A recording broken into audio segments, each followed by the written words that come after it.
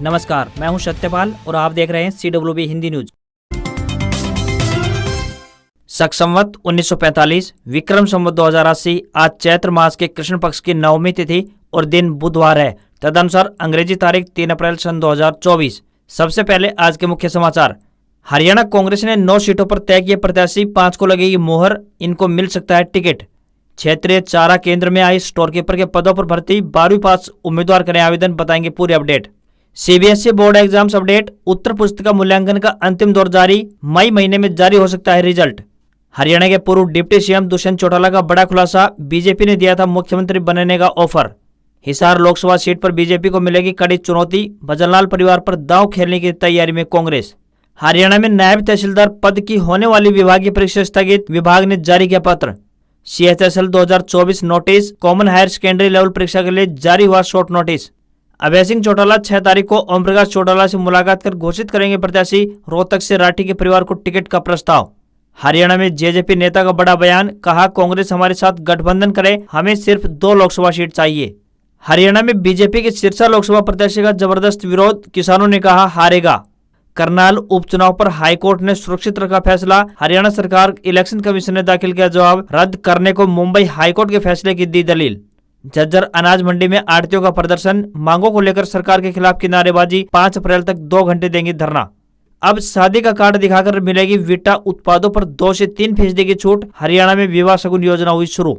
सरकारी नौकरी अपडेट, दिल्ली जल बोर्ड ने 760 पदों पर भर्ती का नोटिफिकेशन जारी किया, 12वीं पास को मौका, 63,000 रुपए मिलेगी सैलरी। IPL 2024 में लखनऊ की लगातार दूसरी जीत, बेंगलुरु होम ग्राउंड पर लगातार दूसरा मैच हारी।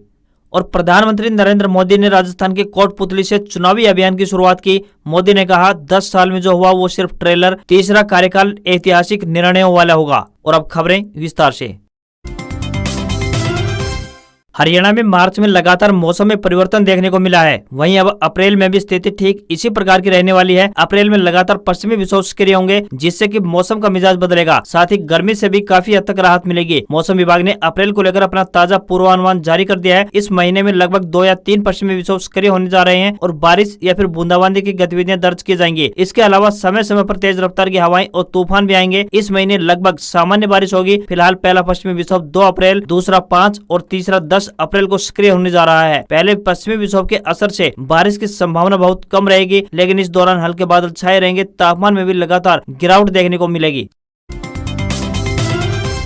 नौकरी की तलाश कर रहे युवाओं के लिए एक अच्छी खबर है। आपको बता दें कि क्षेत्रीय चारा केंद्र हिसार में स्टोर कीपर के पदों पर भर्ती के लिए आवेदन मांगे गए हैं। जो भी इन पदों के लिए इच्छुक हैं वे अपना आवेदन भेज सकता है। पुरुष व महिला दोनों वर्गों के उम्मीदवार आवेदन करने के योग्य होंगे। आवेदन करने की आखिरी तारीख 18 अप्रैल 2024 है। इन पदों के लिए आवेदक 12वीं पास होना चाहिए। आवेदकों को कोई भी आवेदन शुल्क नहीं देना है। न्यूनतम आयु 18 वर्ष और अधिकतम आयु 27 वर्ष तय की गई है। इन पदों के लिए उम्मीदवारों को ऑफलाइन आवेदन करने होंगे।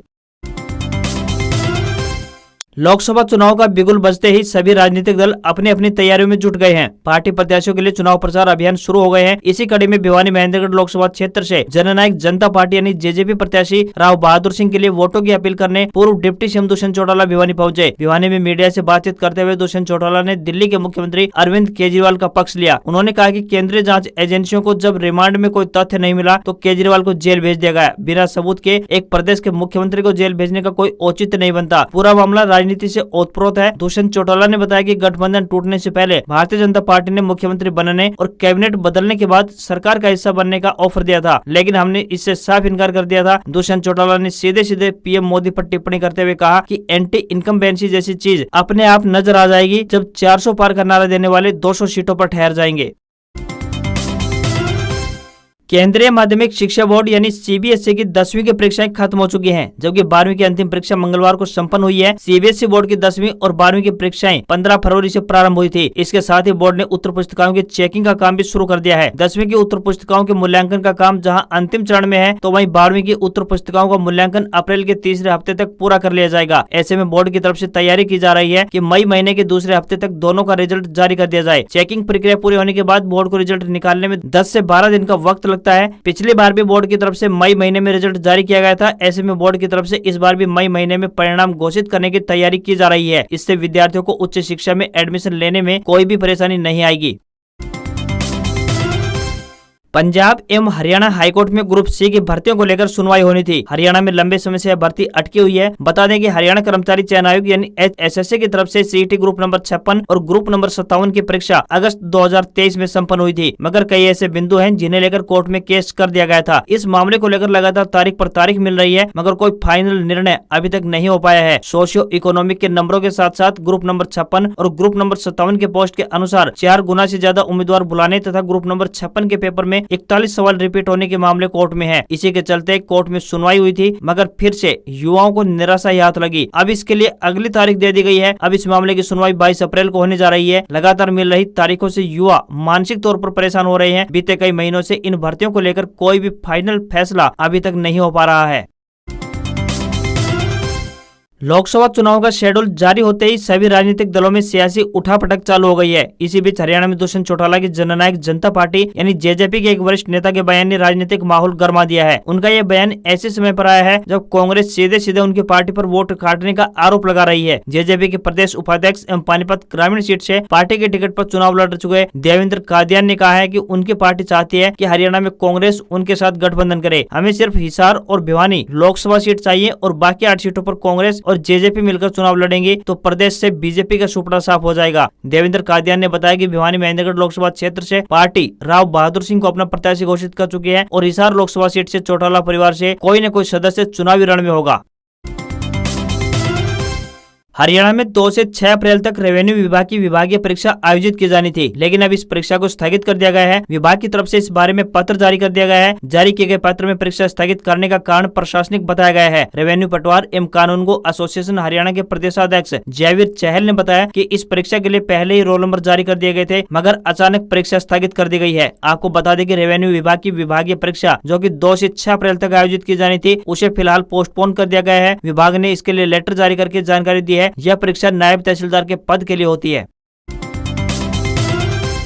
लोकसभा चुनाव का बिगुल बजते ही सभी राजनीतिक दल अपनी अपनी तैयारियों को अंतिम रूप देने में जुटे हुए हैं। सभी पार्टियां जिताऊ और मजबूत उम्मीदवारों को टिकट देकर जीत हासिल करने की फिराक में है। इसी कड़ी में हरियाणा की सबसे हॉट लोकसभा सीट हिसार पर बीजेपी प्रत्याशी रणजीत चौटाला को मात देने के लिए कांग्रेस बिश्नोई परिवार के सदस्यों को चुनावी रण में उतारने की योजना बना रही है। बता दें कि बीते साल कुलदीप बिश्नोई ने अपने परिवार समेत कांग्रेस छोड़कर भारतीय जनता पार्टी यानी बीजेपी का दामन थाम लिया था। उनके बेटे भव्य बिश्नोई आदमपुर से बीजेपी विधायक भी है और कुलदीप बिश्नोई को भी पूरी उम्मीद थी कि पार्टी उन्हें हिसार लोकसभा क्षेत्र से उम्मीदवार घोषित करेगी, लेकिन ऐसा नहीं हुआ। इससे बिश्नोई परिवार अंदर खाने बीजेपी के प्रति अपनी नाराजगी भी जाहिर कर चुका है। ऐसे में कांग्रेस पार्टी कुलदीप बिश्नोई के भाई चंद्रमोहन बिश्नोई को बीजेपी के रणजीत चौटाला के सामने अपना प्रत्याशी घोषित कर बिश्नोई परिवार की नाराजगी का फायदा उठाना चाहती है। वहीं राजनीतिक विश्लेषकों का भी मानना है कि अन्य नेताओं के मुकाबले चंद्रमोहन बिश्नोई हिसार लोकसभा क्षेत्र से कांग्रेस के बेहतर उम्मीदवार साबित होंगे। बता दें कि पूर्व मुख्यमंत्री स्वर्गीय चौधरी भजनलाल के बड़े बेटे चंद्रमोहन बिश्नोई हैं। भजनलाल ने कुलदीप बिश्नोई से पहले उन्हें राजनीति में लॉन्च किया था। वे पंचकुला की कालका विधानसभा सीट से 4 बार विधायक रह चुके हैं और पूर्व की हुड्डा सरकार में डिप्टी सीएम भी रह चुके हैं।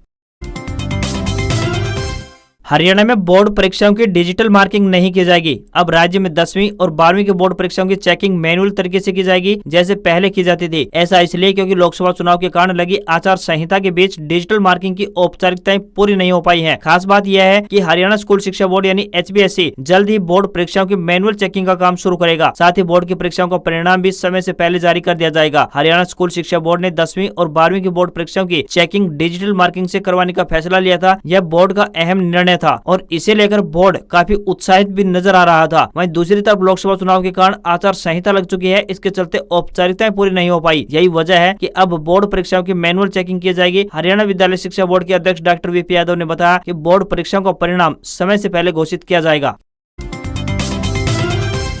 कांग्रेस ने हरियाणा लोकसभा की 9 सीटों के लिए अपने उम्मीदवारों के नाम लगभग फाइनल कर लिए हैं। मंगलवार को नई दिल्ली में कांग्रेस नेता भगत चरणदास की अध्यक्षता में स्क्रीनिंग कमेटी की बैठक हुई। बैठक में संभावित उम्मीदवारों के नामों पर मंथन हुआ। इन सीटों के पैनल बना लिए गए हैं। अब इन नामों पर अंतिम मोहर 5 अप्रैल को केंद्रीय चुनाव समिति की बैठक में लगेगी। नई दिल्ली में आयोजित बैठक में हरियाणा मामलों के प्रभारी दीपक बाबरिया, पूर्व CM और विपक्ष के नेता भूपेंद्र सिंह हुड्डा, प्रदेशाध्यक्ष चौधरी उदय भान और स्क्रीनिंग कमेटी के सदस्य नीरज दांगी व यशोमती ठाकुर मौजूद रहे। बैठक में शामिल एक वरिष्ठ नेता ने बताया कि 9 सीटों पर लगभग नाम फाइनल हो चुके हैं। 2 से 3 सीटों पर 2-2 नाम शामिल किए गए हैं। उन्होंने दावा किया कि नामों को लेकर कोई असमंजस नहीं है। पार्टी की सोच है कि वह हर सीट पर समीकरणों को देखते हुए जिताऊ उम्मीदवारों को मैदान में उतारे। कांग्रेस से जुड़े सूत्रों ने बताया कि रोहतक से दीपेंद्र हुड्डा का लड़ना तय है। हालांकि उनके एंटी खेमे ने दीपेंद्र की जगह भूपेंद्र सिंह हुड्डा को चुनाव लड़वाने का प्रस्ताव दिया है। विरोधी खेमे की दलील है कि दीपेंद्र राज्यसभा सदस्य हैं। यदि वह जीते तो राज्यसभा की सीट खाली हो जाएगी और भाजपा की संख्या बल अधिक होने की वजह से यह सीट भाजपा के खाते में चली जाएगी।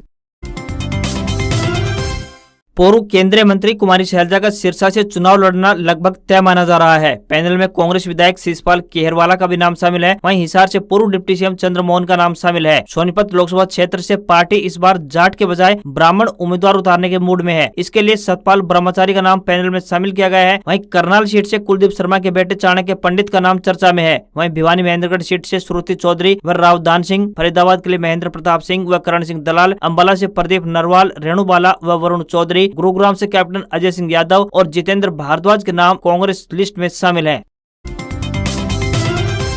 हरियाणा में किसानों के लगातार विरोध प्रदर्शन का सामना करने वाली भारतीय जनता पार्टी यानी बीजेपी की मुश्किलें थम नहीं रही हैं। पार्टी के सिरसा लोकसभा क्षेत्र से प्रत्याशी अशोक तंवर को बीते दिन फतेहाबाद के गांव करनौली में पगड़ी समाल जट्टा किसान संघर्ष समिति से जुड़े किसानों का जबरदस्त विरोध का सामना करना पड़ा। किसानों ने तंवर को काले झंडे दिखाते हुए उनके खिलाफ नारेबाजी की। बता दें कि सिरसा लोकसभा क्षेत्र से बीजेपी प्रत्याशी अशोक तंवर ने सोमवार को गाँव करनौली से प्रचार अभियान के तहत अपनी पहली जनसभा आयोजित की थी। जैसे ही वो अपनी बात खत्म कर जाने लगे तो किसानों ने काले झंडे दिखाकर विरोध प्रदर्शन करना शुरू कर दिया। बीजेपी प्रत्याशी अशोक तंवर ने खिड़की में खड़े होकर हाथ हिलाकर अभिवादन किया तो किसानों ने बीजेपी सरकार और अशोक तंवर मुर्दाबाद के नारे लगाने शुरू कर दिए। किसानों ने यहाँ तक भी कह दिया कि हारेगा।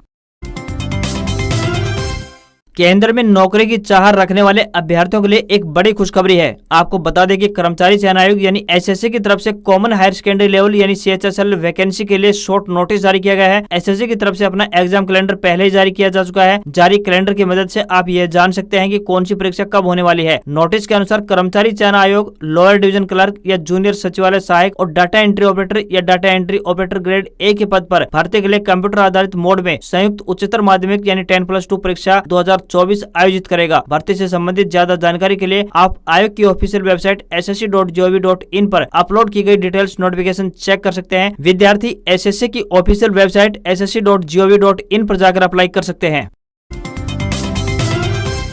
अब आम लोगों को शादी का कार्ड दिखाने पर वीटा के उत्पादों में 2 से लेकर 3% तक की छूट मिल जाएगी। इसके लिए वीटा ने आम लोगों के लिए विवाह शगुन योजना की शुरुआत की है। योजना के अंतर्गत वीटा द्वारा अपने उपभोक्ताओं को किफायती दामों पर उत्पाद उपलब्ध करवाए जाएंगे। सभी उत्पादों को वीटा द्वारा विवाह स्थल तक फ्री होम डिलीवरी भी दी जाएगी। योजना को 1 अप्रैल से लागू किया गया है। भिवानी और चरखी दादरी जिला में भिवानी के चिलिंग सेंटर से 150 से अधिक दुग्ध समितियां जुड़ी हुई है, जो की रोजाना 32,000 लीटर से अधिक का दूध उत्पादन कर रही है। वीटा इसी दूध से कई तरह के खाद्य उत्पाद तैयार करता है। इसे अब शादियों में भी आम लोगों को शादी के कार्ड दिखाने पर छूट के साथ मुफ्त होम डिलीवरी सेवाएं देगा। वीटा डेयरी द्वारा अपने उपभोक्ताओं को दूध, दही, मक्खन समेत सभी उत्पाद वीटा डिस्ट्रीब्यूटर सेंटर पर किफायती दामों पर उपलब्ध करवाए जाएंगे। अपने उपभोक्ताओं की सुविधा के लिए उत्पाद विवाह स्थल तक पहुंचाने के लिए फ्री डिलीवरी की भी व्यवस्था की गई है। आरंभ में योजना की बात करें तो भिवानी, रोहतक, झज्जर, नारनौल, सोनीपत, रेवाड़ी, दिल्ली में लागू किया गया है।